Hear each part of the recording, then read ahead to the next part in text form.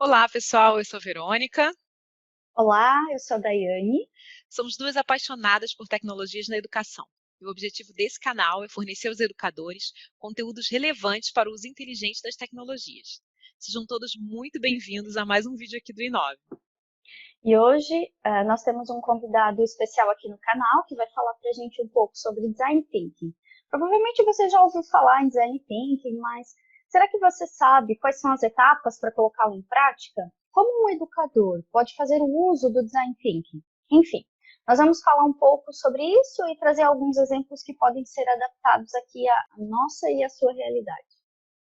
E para falar com propriedade desse assunto, nós convidamos Anderson Halber, mestrando em inovação aplicada à educação pela Universidade de Lisboa, e com muitos anos de experiência na área do design e da inovação. Seja bem-vindo, Anderson, ao canal do Inove. É um prazer tê-lo aqui conosco. Muito obrigado pela oportunidade. É um prazer muito grande estar aqui com vocês e agradeço aí o convite. O Anderson também é fundador da Crino, uma empresa que presta consultoria e cria projetos de inovação para diversas instituições. Anderson, obrigada por ter aceito o nosso convite para falar um pouquinho sobre esse tema, que é bastante atual. A gente ouve muita gente falando sobre design thinking, mas muitas vezes não compreendemos bem como ele pode nos ajudar na prática, né? Perfeito. Vamos tentar, então, primeiro entender o que é o design thinking e depois como aplicá-lo na educação. Vamos lá? Perfeito. Então, muito importante para a gente começar a conversar sobre o design thinking é a questão de que a nossa, hoje, algumas convenções sociais que se referem a essa ferramenta tornaram ela um pouco complexa, assustando um pouco o uso. Então, o design thinking, hoje existem escolas específicas só para trabalhar sobre o design thinking. Mas quero aqui amenizar um pouco esse pânico que se cria em volta dessa ferramenta, dizendo que ela é uma ferramenta que você pode usar no seu dia a dia.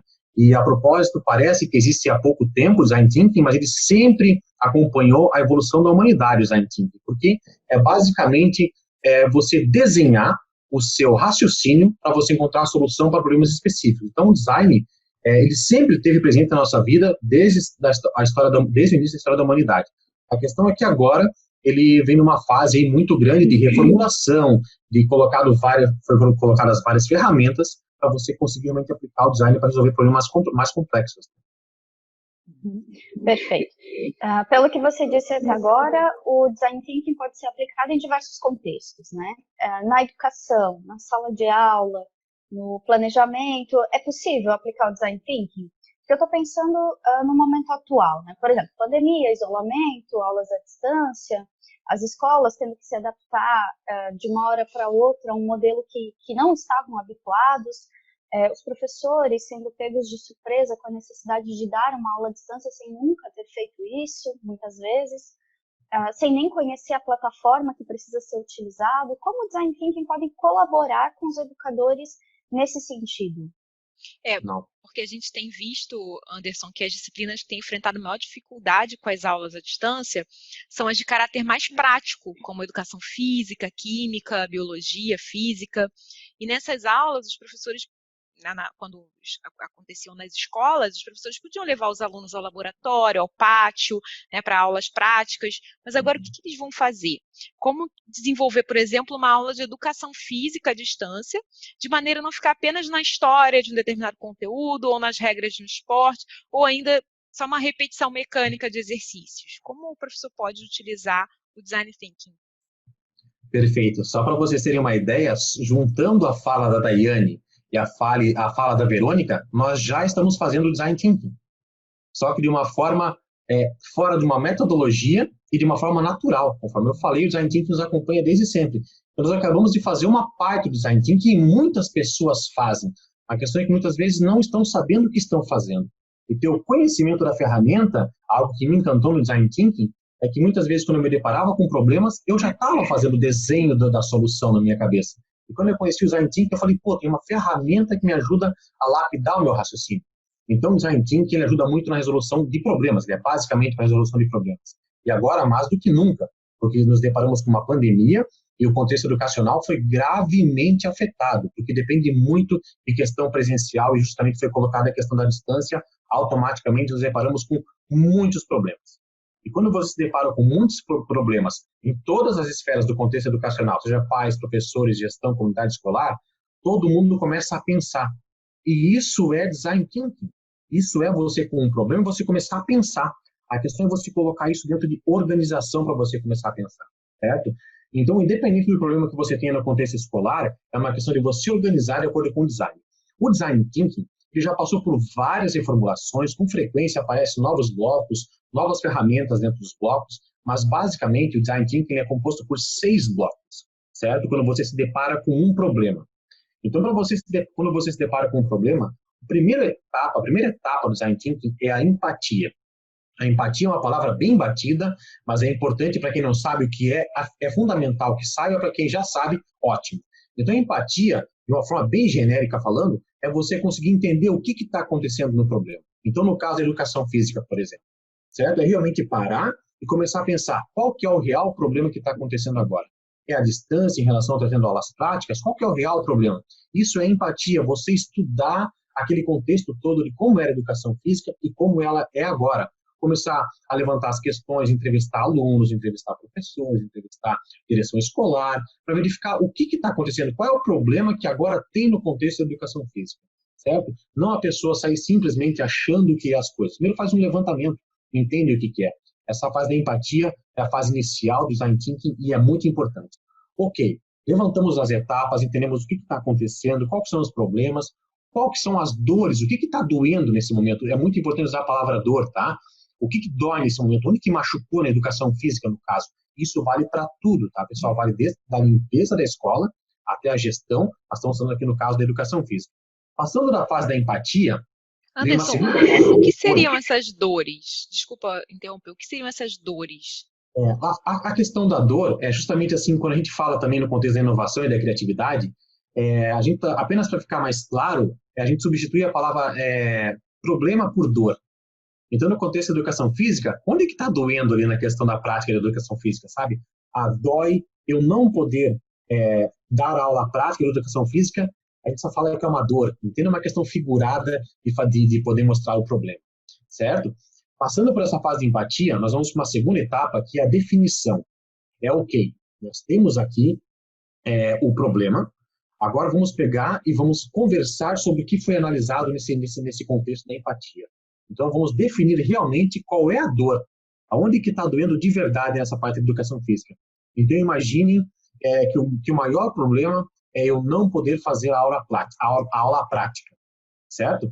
Só que nós sabemos que a prática da educação física, e você bem sabe, Verônica, não é somente eu jogar futebol, vôlei e esse tipo de coisa. Existem muitas práticas que podem ser feitas na educação física sem estar presencialmente ou estar em atividades em grupo. Então, é uma questão de você ir direcionando, você realmente definindo qual que é o problema. Essa é a segunda etapa. Então, primeiro, empatia, segunda, definição, e agora realmente vem a fase que é fundamental, que é a fase da ideação. Ou seja, estamos com um problema, conversamos com as pessoas, e agora como é que eu vou resolver isso? É o como, a fase de ideação, é a terceira fase do design thinking. E aqui eu quero abrir 2 palavras, que é a palavra divergir e convergir. Nessa fase é fundamental que vocês, na fase de ideação, que você abra um brainstorming, que você consiga ouvir a maior quantidade de ideias possível. Não importa se é bobo ou se não é, absorva todas as ideias das partes envolvidas. Não importa, não questione, não diga se é boa ou se é ruim. Simplesmente jogue as ideias para cima, para você ir divergindo, criando o máximo de cenário possível.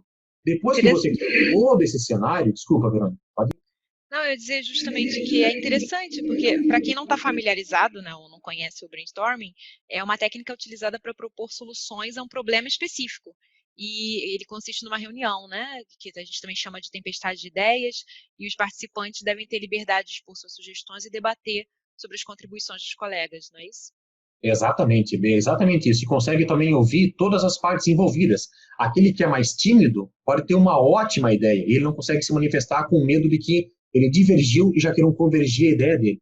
Então, o brainstorming propõe essa igualdade, essa questão igualitária na proposta, onde todo mundo pode propor ideias, ninguém questiona, vai divergindo, e depois, aos poucos, você vai fazendo blocos e você vai segmentando as ideias para chegar numa categoria. Então, você diverge tudo, depois você vai convergindo em equipe. Porque se a pessoa ela colocar uma ideia ela divergiu. E se você já dizer, essa ideia não é boa, já converte. Então você fica divergindo, convergindo, sendo que a ideia é divergir e depois convergir. No final, você nem sabe de onde veio a ideia, quem fez a ideia, é importante que a ideia está ali. Então, essa fase da ideação, ela é muito importante dentro do design. Ela vai falar muito sobre a questão. Eu só consigo chegar numa fase de ideação se eu tiver feito a fase de empatia, né, entender o meu contexto, e uma fase de definição, que é fechar um escopo para poder ter ideias em cima, certo? Então, por exemplo, nesse contexto da educação física, imagina, eu não consigo fazer aula prática. Pô, então que ideias que a gente pode ter? A gente podia agora subir um brainstorming e ter várias ideias, e depois chegar a um ponto para convergir, para poder realmente ter uma solução. Ok, depois dessa divergência, essa convergência, podemos chegar a uma, duas ideias que sejam as mais plausíveis para resolver, no caso, esse contexto da educação física, certo? Após essa fase, tem uma fase fundamental, que eu acho fantástico também no brainstorming, que é a fase da prototipação, fazer o protótipo. Eu não preciso mudar o mundo de uma vez só. Eu posso mudar pequenos mundos de cada vez, certo? Então, ao invés de eu resolver todo o problema da prática de educação física, que tal eu fazer um MVP, que é um mínimo produto viável? Que tal eu fazer um protótipo, um pequeno protótipo, uma turma específica, uma atividade específica? Então, eu faço um protótipo. Opa, aquilo deu certo, agora vamos ampliar isso daqui, vamos verificar como é que funciona. E quando eu falo em fazer protótipo, pode ser no contexto realmente, deve ser na parte física mesmo. Eu posso construir uma ferramenta, construir uma solução, ou realmente eu posso começar a organizar isso em post-its, eu posso organizar isso, fazer um desenho, realmente começar a colocar a mão na massa para criar esse protótipo, certo? Então, isso é muito importante. Uma vez que o protótipo ele está pronto, é fundamental você passar para a quinta etapa, que é a fase de teste, onde você pode definir um range de pessoas, um grupo de pessoas específico, com base no perfil, e você começar ali a colocar o teu protótipo ali para testar, certo? Colocou o teu protótipo, deu resultado, aí a fase de teste, né? Que é a quinta fase, né? Começou a dar resultados, aí você pode começar a ampliar. Opa, agora eu vou para os alunos do segundo ano, terceiro ano, vou para o ensino primário, vou para o secundário. Você começa a ir ampliando esse teu escopo, certo? Então, as fases básicas de design thinking é a etapa 1, que é a empatia, 2, que é a definição, 3, que é a ideação, 4, que é o protótipo, 5, que é o teste, e a sexta etapa, que eu falei que o design thinking tem 6 etapas, é realmente para você voltar ao início. A sexta etapa é você voltar ao início. Se você perceber que a tua solução não está trazendo bons resultados, como você esperava, você pode voltar para o primeiro passo e realmente começar a fazer o processo de empatia novamente. Mas se ela der certo, é muito importante que você volte para o início novamente, porque você pode melhorar a sua ferramenta você retornando para o começo, certo? Então, basicamente, esse é o fluxo do Design Thinking, essas 6 etapas. Mas, conforme eu falei, a gente pode fazer Design Thinking agora em 5 minutos, uma etapa dessa, ou a gente pode fazer, existem escolas de Design Thinking. Então, o que essas escolas fazem? Elas realmente usam N ferramentas, N técnicas em cada etapa, certo? Mas o Design Thinking ele tem essa base e é uma questão de você se aperfeiçoando e você querendo melhorar etapa a etapa nessa sua fase de design. E, claro, pessoal, quando você começa a praticar isso, acreditem, pensar como Design Thinking, pensar nessa metodologia, vira um hábito. E para qualquer coisa que aparece, você já sobe 6 perguntas na sua cabeça, já começa encaixando, e você começa a fazer o Design Thinking de forma natural. E realmente isso vira uma habilidade. E daqui a pouco, para várias coisas da vida, você consegue aplicar o Design Thinking, e claro, você pode se aprofundar de acordo com o seu contexto. Bom, basicamente é isso, é uma ferramenta incrível.